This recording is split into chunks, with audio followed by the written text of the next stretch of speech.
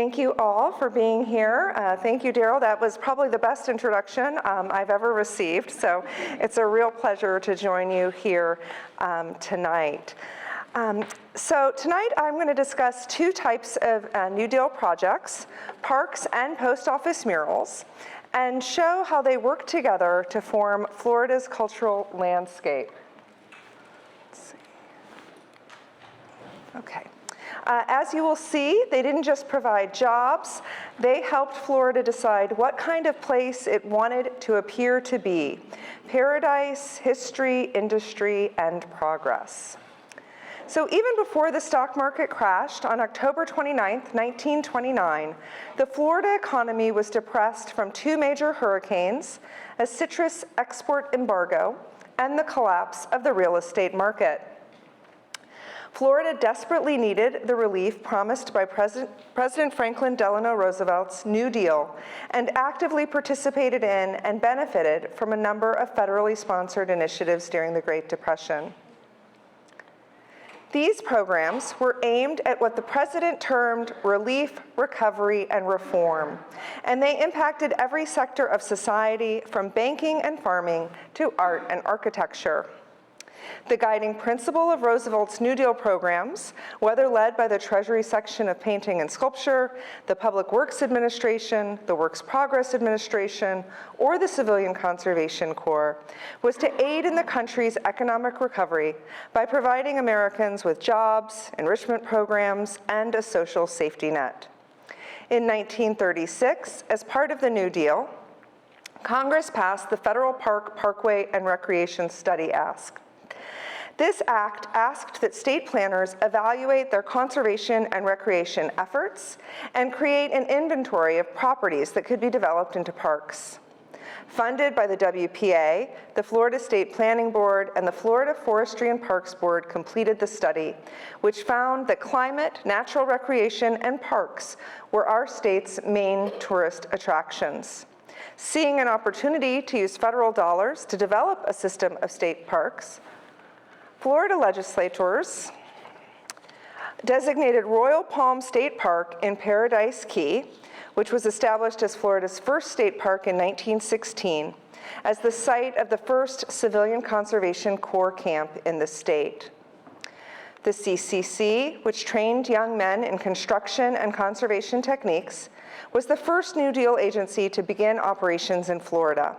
And this is a photo of CCC men at Highlands Hammock State Park, originally developed by the Roebling family and later expanded to include the Florida Botanical Gardens and Arboretum.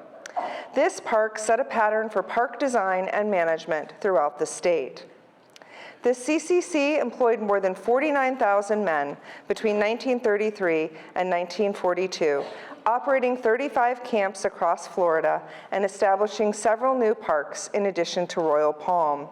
These include Florida Cavern State Park in Marianna, Antoria State Park in Rock Bluff, Olino State Park in High Springs, Micro's Gold Head Branch State Park in Keystone Heights, and Fort Clinch State Park in Fernandina Beach, and Highland Hammock State Park in Sebring, Hillsborough River State Park in Thonotosassa. I don't think I say that word correctly, so if you're from Thonotosassa, please don't judge me too harshly. And thank you. And Mayaca River State Park in Sarasota. The Works Progress Administration assisted in constructing a 9th park, Ravine Gardens State Park in Palatka. And together, these 10 parks helped establish the Florida Park Service. In addition to conserving the state's unique and diverse ecosystems, the Florida Park Service preserves cultural sites that tell the history of the state. Florida state parks are stewards of sacred Indian mounds. They document the independence of the southeastern indigenous peoples who banded together to form the Seminole tribe. They tell the stories of those who self-emancipated by escaping enslavement, and they outline the causes and stages of the Civil War. Art is a vital contributor to the creation and preservation of these stories as well. And although Roosevelt's New Deal programs were designed primarily to provide work relief, in 1933, artist George Biddle encouraged his old college friend Roosevelt to extend his programs to artists, arguing that our mural art with a little impetus can soon result, for the first time in our history, in a vital national expression. Roosevelt, encouraged by Biddle and also believing that art would enrich the lives of all who encountered it, established the Public Works of Art Project in December 1933 to commission visual artists to create decorative embellishments for federal buildings. Over the course of its 7 months, the PWAP funded nearly 4,000 artists who produced over 15,000 artworks. Because of its success, it was replaced with a permanent program, the Treasury Department's section of painting and sculpture. This program, most commonly referred to as the section, sponsored more than 1,400 murals and close to 300 sculptures created by 850 artists in 1,300 towns and cities between October 1934 and July 1943.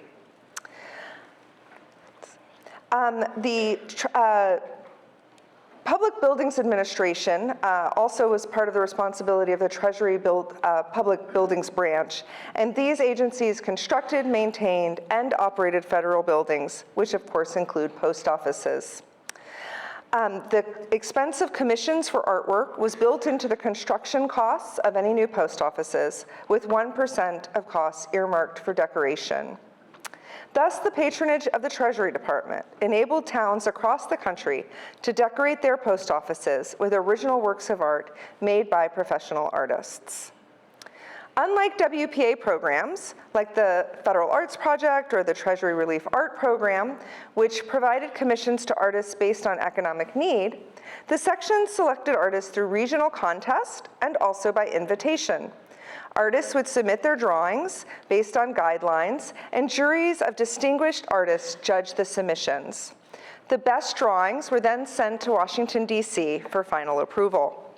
Once an artist was selected, their drawing for the commission had to also be accepted by the national office and a local committee, often comprising the county's postmaster and other civic leaders.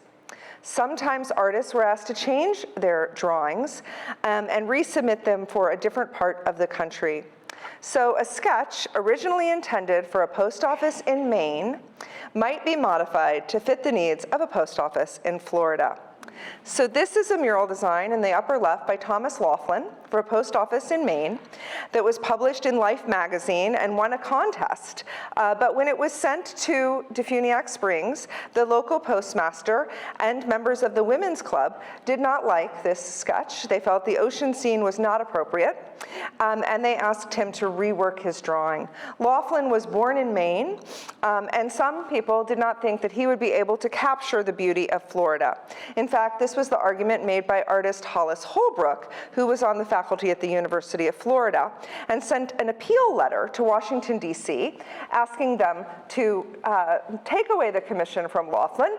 He had an idea for another artist, himself, to create a much better painting for the post office. The section did not fire Laughlin and hire Holbrook. Holbrook has no murals in Florida, but Laughlin did agree that he would go to Defuniak Springs and meet with the locals and get a feel for the town. And so he visited in October 1941 and sketched the lake, which Defuniak Springs is known for, and worked up this composition of the historical downtown area that you see here on the lower right. So although strictly speaking, a mural is a painting created directly on a wall, most of the murals created for post offices were in fact oil paintings on canvas that were then attached, usually with glue, onto the wall, usually the space above the postmaster's door. Oil paintings had the advantage of being transferable and did not necessitate the artist living in residence at the post office for a long period of time. You could make the painting and roll it up and mail it. Many artists, though, like Laughlin, did choose to go to the locale. I suppose maybe more came to visit Florida than, say, North Dakota, but I can't be sure. And most locals seemed relatively pleased with the paintings that were installed. As I said, nearly all the all the artists who were involved in Florida mural commissions managed to make a trip to the town where the mural would be installed. And two artists, Denman Fink and George Snow Hill, lived in Florida. A third artist, Constance Ortmeyer, settled in Florida permanently after completing her mural, serving on the faculty of Rollins College. She was a sculptor and made a relief sculpture. Despite the willingness of artists to travel, there were sometimes problems. In two cases, in Fort Pierce and Miami, local artists protested the selection of an artist from another state. I guess three if we count also Defuniak, the story I already told you. There was also some issue in the 1930s on the state's growing dependence on tourism. As Florida's population boomed, it increased 47% between 1930 and 1950. That was higher than any other state in the country. Some people felt that their livelihoods were being threatened and viewed federally funded beautification projects with suspicion. Despite this, most artists seemed to enjoy the work, and most municipalities seemed to be rather pleased with the resulting artwork. One of the reasons for the success of the post office mural program was that they're generally not terribly controversial. Troubling, depressing, or overtly political subject matter was to be avoided. The section had guidelines for what they were looking for. They wanted naturalistic images featuring scenes of regional or historical significance.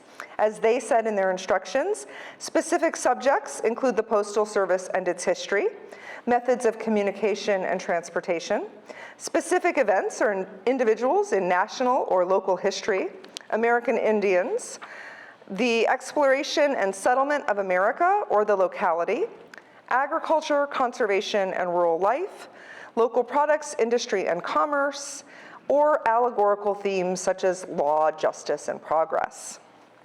So, the murals for the post office in Tallahassee feature European encounters with indigenous peoples, so definitely following the guidelines. And here you see Edward Buck Ulrich's mural, which depicts the Timucuan chief Saturura welcoming René Goulon de Laudonnière, a French Huguenot explorer and founder of the French colony at Fort Caroline.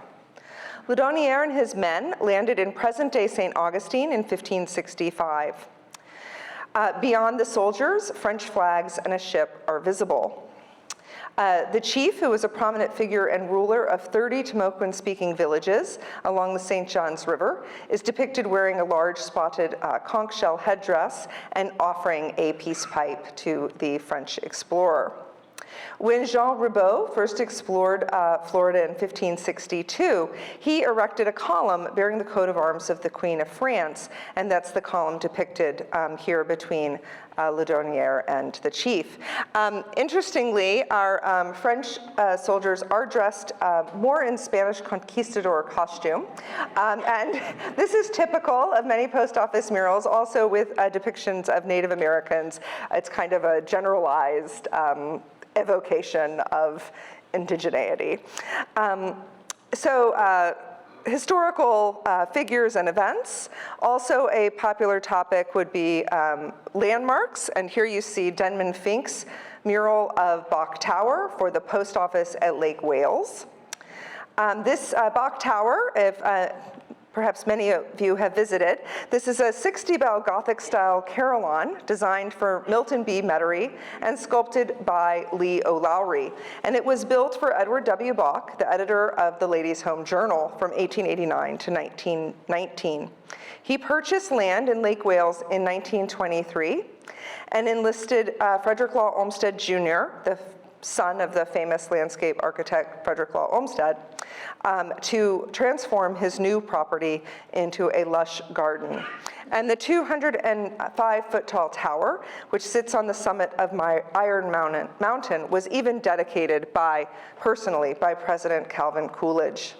And you can also see in Fink's mural, this is a double header. We have the landmark of Bok Tower, but also industry and agriculture, as you see growing citrus and packing citrus in the foreground. Other scenes of industry include cutting timber. This is a mural by George Snow Hill, created for the Perry Post Office, and Perry had the largest cypress logging mill in the world at the time. And also ginning cotton. This is another George Snow Hill for the post office in Madison, Florida. Murals could also, as I mentioned, feature historical figures, and this is Lucille Blanche's mural for the Fort Pierce Post Office, which presents a colorful and detailed rendition of Chief Osceola, along with other Seminole men, women, and children. We also have a mural featuring prehistoric life in Florida. This is a mural made for the post office in Sebring, by notable wildlife paleo artist Charles R. Knight. And you may be familiar with his work through his best-selling Life Through the Ages, which was first published in 1946. So between 1938 and 1946, from Milton is over by Pensacola, all the way to Miami, I'm going to guess that you know where that is. Artists were hired by the section to paint murals and carve relief sculptures to decorate Florida's newly built post offices. And today, these examples of public art offer glimpses of Florida's past and illustrate the importance of federal art patronage during the Great Depression. In sum, 16 post offices were built in Florida during the Great Depression, and each featured art commissioned by the federal government. 14 artists created 13 murals and 3 sculptural reliefs to decorate these post offices. And they were a great collaboration between, as was mentioned, these kind of alphabet programs. They were built by the WPA and the decoration paid for by the section artists. I'm going to show you a little more detail of one of my favorite post office murals, and that is Stephen DeHanis's cycle of 6 murals featuring James Edward Hamilton, Florida's barefoot mail carrier. So mail service in Florida did not come as far south as Jupiter until 1867, when Star Route 6451 was established. This route ran from New Smyrna to Key West, with stops at Sand Point, St. Lucie, and Jupiter. A beach walker was added to carry the mail on foot from Jupiter to Miami, with boats kept at Lake Worth, Hillsborough, and New River for use in crossing the inlets. This route was nicknamed the Barefoot Mail Route and used from December 1884 until January 1893. Prior to the introduction of this route, 56 miles of which were ferried over water, and the other 80 miles of which were traversed on foot over the beach, mail had to take a 3,000-mile steamship journey from Jupiter up to New York City, back down to Cuba, before arriving up to 6 weeks later in Miami. So we are still getting our mail quickly. Working the barefoot mail route was a strenuous and dangerous job, and barefoot mail carriers risked their lives to help people get the mail in a timely fashion. The most famous of the barefoot mailmen was James Edward Ed Hamilton, who was killed at Hillsborough Inlet in October of 1887. He had been delivering the mail along the route since the early summer and was described as only 33 at the time, strong and active, 6 feet tall in his stocking feet and weighing 180 pounds, an excellent swimmer and well able to take care of himself on land and in the water. It's believed that he tried to swim the river after discovering that someone had used the boat and left it on the other bank. His body was never recovered, but his mail satchel and clothes were found on the beach. Some speculate that he was killed by alligators. Others speculate that it was murder. The barefoot route was discontinued when a rock road was put in between Jupiter and Miami. So while conducting research to create his murals, DeHanis visited Palm Beach and met with Charles Pierce, the postmaster for Boynton Beach. Pierce had served as a carrier on the barefoot route and was able to give DeHanis a lot of details about the history of the route. These kind of stories were very popular and made a great theme for a post office mural. In fact, in 1937, the Lake Worth Pioneer Association had installed a bronze plaque commemorating Hamilton's life at the Jupiter Lighthouse. So by April 5th, 1939, DeHanas had decided on the theme, and he wrote a letter to director of the section, Edward Bruce, about a romantic individual that walked the most part of 80 miles through uncharted trails along the coastline to deliver the mail. Bruce, as you can imagine, was quite enthusiastic with the idea and encouraged DeHanas to pursue the theme.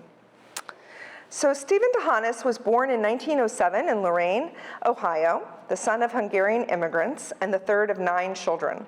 He left school when he was 16 to work in a still mill, where he spent his free time copying pictures out of calendars. He sold his drawings to his coworkers, and eventually, through the popularity of them, he signed up for a correspondence course and then night classes at the Cleveland Art School. After school, he moved to New York City, where he worked picking up advertising work and publishing his drawings in Esquire, Medical Times, McCall's, and Collier's. His first successful submission to Saturday Evening Post appeared in 1942. And over the course of the next 15 years, he became one of the Post's regular artists, producing over 100 covers over the course of his career, second only to Norman Rockwell. Eventually moved to the artist colony of Westport, Connecticut, where he found inspiration in the everyday lives of his neighbors. So here's just some Post covers, and these were sometimes also created as oil paintings, of which there's an example at the Harn Museum in Gainesville. It's actually a lovely kind of scene of tin can tourism in Florida with some flamingo yard art, and he's has a quirky style. DeHanas was offered the commission for the West Palm Beach Post Office in 1939. He paid his own way to go to West Palm Beach so he could talk to residents who remembered the barefoot mailman. And then he returned to Connecticut to paint the canvases. And per the requirements of the section, he sent his studies to DC for approval. And because of this, we have these 3 watercolors that are now in the collection of the Smithsonian American Art Museum.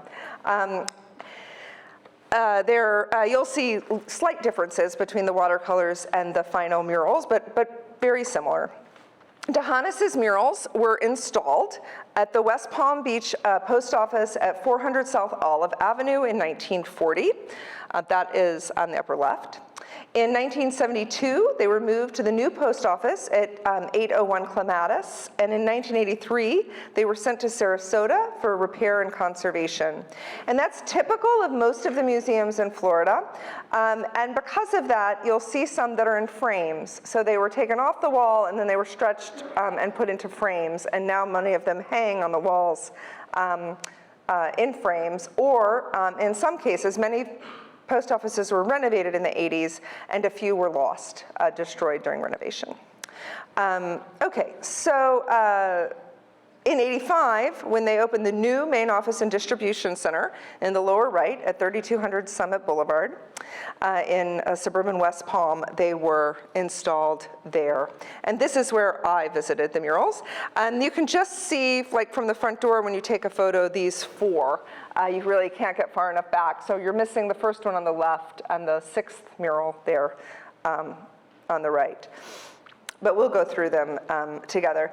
And in fact, there's a wonderful resource online called The Living New Deal that really relies on crowdsourcing to get the locations. And so there was mention of this mural, but it said that it was still on Clematis. So that is where I went to find the mural. And then we just drove around West Palm for a while until we found them. And strangely enough, my husband's grandmother worked at this post office for how many years? Long time, okay. So the first panel depicts Hamilton embarking on his route from the Jupiter Lighthouse. And in the background, we see the lighthouse keeper and his wife. The lighthouse is a 105-foot tall lighthouse, and you see them behind them, a pile of split logs. The lighthouse was built in 1860 while the area was still largely undeveloped, and the keeper is shown appropriately holding an axe, his wife standing beside him, clutching the hem of her apron. And these kind of details allude to the self-reliance of Florida's pioneers, but there's also a suggestion of the dangers of life on the frontier and perhaps the danger that Hamilton might encounter on his journey. We also see in the upper right corner of the painting 2 pelicans flying through the early morning gray sky above a cypress tree. And the position of the tree and the birds and the couple directs our attention to Hamilton, who you can see is kind of larger than life in the center left foreground of the painting. So in the second painting, Hamilton accepts the mail from the postmaster before starting his 6-day round-trip journey to Miami and back up to Jupiter. Postmasters in Florida often worked from their homes, and here you can see the canceling of the registered mail completed on a table set up on the porch, with a wash tub hanging behind him. The third panel shows Hamilton carrying his mail, accompanied by 2 travelers. Mailmen would sometimes escort people down to Miami for a $5 fee. And as Charles Pierce recalls, quote, "Just as I was about ready to start on a trip to Miami, a man I knew only as Boswick came along and asked if he might go down the beach with me. I said that he could go if he would pay the usual fare of $5. He couldn't believe I would charge him $5 just for the privilege of walking down the beach.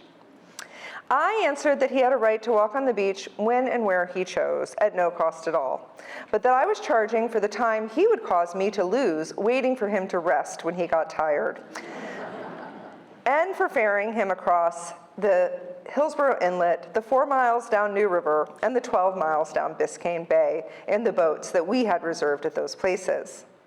Well, when we landed at Miami, Boswick started off without saying a word about pay. When I stopped him, he promised to meet me in the morning before I left. I waited for more than an hour, but he didn't show. In fact, I didn't see him again for 3 years, and then he was broke and couldn't pay me." It is hard to believe that these 2 men would have fared well alone carrying their large luggage, but D'Hanis's inclusion shows one of the many ways that postal workers, and by extension the federal government, were helping the local community. D'Hanis has depicted Hamilton in his characteristic bare feet with his pants rolled up above his knees, whereas his guests are in full dress suits, hats, and shoes. The middle-aged man in the center wears a dark suit and bowler, while the older man wears a light-colored suit and boater. By varying their age and costume, D'Hanis alludes to the variety of people who were living or visiting Florida at the time. But beyond the shallow beach, D'Hanis also has included grass and false agave, and this greenery marks the horizontal center line of the composition. And in fact, you'll notice the horizon line goes across the image, 6 murals in the cycle, to create this kind of continuity. And we also see a large piece of driftwood with our larger-than-life figures pushed to the front of the picture plane. It is quite cinematic. The fourth painting depicts Hamilton striding through the sand with a prow and figurehead of a shipwreck in the distance, and 2 herons are resting on the wreckage. There were numerous shipwrecks in the later 19th century, and pioneers reported that they were able to build whole houses out of the wood that they found washed up on the shore. So lots of details that would appeal to local viewers. The fifth painting is different from the others. Here we see Hamilton not in the foreground. Instead, he's rowing his skiff across this inlet. This is the only painting where he's in the background. Instead, in the foreground, we have these 3 very large alligators sunbathing on, again, pieces of driftwood that connect our compositions. So at the time that D'Hanis made the paintings, the prevailing opinion was that alligators had attacked and killed Hamilton as he swam across the Hillsborough Inlet. So we can also read this panel as foreshadowing Hamilton's death. And the final painting shows Hamilton pausing to drink some coconut milk as 2 pelicans rest at his feet next to a blooming yucca. Pelicans are a symbol of the resurrection, and yuccas represent protection and transmutation. And you will recall the pelicans flying in the first painting behind him. So this final scene, with its pink hue sky and sun setting or rising, creates an appropriate end to Hamilton's journey and commemoration of his life and service for the Postal Service. Let's see. Okay, so the legend of James Edward Hamilton, mail carrier as a mural, was immediately popular. And in 1943, Theodore Pratt penned The Barefoot Mailman, a novel based on the story of Hamilton. And you can see the cover of his novel is one of DeHanis's paintings. The fourth panel for the cover art. A film adaptation of the novel was released in 1951. You can watch it online if you are interested. And today there are historical markers in Miami and Boca Raton. Monumental bronze statues of Hamilton at Hillsborough Inlet and Hypoluxo. A historical walking tour, and including one that the Boy Scouts do, an annual reenactment each year, now in its 70th some odd year. And there are hotels and motels, one even in Maryland, using again DeHanis's artwork. And the one on the upper left was destroyed in a hurricane, but the lower left in Lantana is open if you want to have a getaway. All right, so if you're interested in learning more about Florida's New Deal parks and post office murals, this book that I made has photographs, mostly taken by my husband, of Florida's first 10 state parks and the murals in its 16 New Deal post offices. Focusing on the parks and post offices built in Florida between 1931 and 1946 under the auspices of the Civilian Conservation Corps, Public Works Administration, Civil Works Administration, Works Progress Administration, and Treasury Section of Painting and Sculpture. And looking at parks and murals together illustrates how natural and built environments work in tandem to shape Florida's cultural landscape and the state's public identity as an exotic and tropical paradise. The book is divided into 3 parts and offers a guided tour of the murals and parks with suggested routes. Let's see. I believe that the parks and murals in Florida remind us that public spaces are never neutral. They tell us who belongs, what matters, and how a community wants to remember itself. And I highly recommend that you visit them if you haven't already. Thank you.